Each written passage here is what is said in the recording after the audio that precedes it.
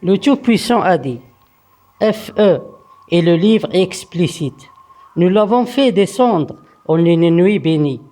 Nous avons averti avant, dans laquelle se sépare chaque ordre sage, et c'est un ordre de nous. Nous avons envoyé un messager avant, à titre de miséricorde de la part de ton Seigneur. De nombreux chercheurs et intellectuels sont décédés il y a des années, mais leur effet est toujours présent à ce jour. Ils ont laissé des livres et des sciences que les gens les utilisent encore et les appliquent toujours. Il y a ceux qui les utilisent pour le bien de l'humanité, avec une certaine mesure, et il y a ceux qui les utilisent sans se préoccuper du résultat catastrophique pour les habitants de la Terre. Même une seule science n'a pas qu'une seule direction. Elle est comme un sabre à deux lames. On ne peut séparer ce qui est bon de ce qui est mauvais, sauf si en abandonnant toute cette science, ou par la présence de son propriétaire, qui est capable de cacher le mauvais et faire apparaître le bon. Et puisque ce n'est pas le cas, toute la responsabilité tombe sur celui qui applique cette science. Le bon fait du bon et le mauvais fait du mauvais.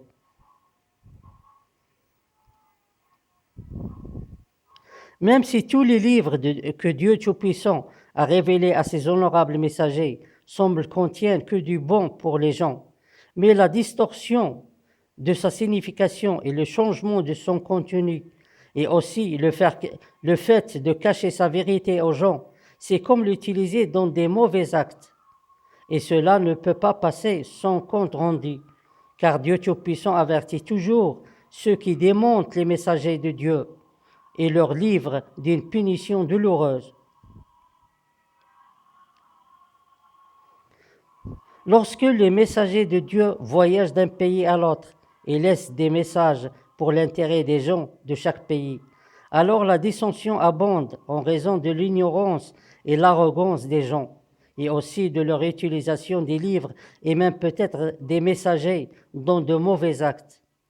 Alors, dans ce cas, il est nécessaire que la volonté de Dieu Tout-Puissant soit faite, et ceci en séparant chaque ordre pour qu'il soit un seul, venant de la source qui est l'auteur du livre, pour annuler l'effet de tous les livres précédents.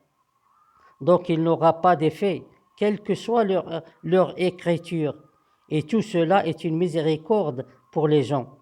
Et Dieu Tout-Puissant a fait pour ce grand événement, en une nuit bénie, un verset de punition et non d'avertissement.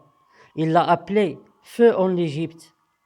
En frappant la tête du serpent, le pays d'incrédulité et de polythéisme, l'ennemi des messagers de Dieu au fil des ans est la cause de la dissension et des inquiétudes, une réprimande pour elle et un avertissement pour les autres.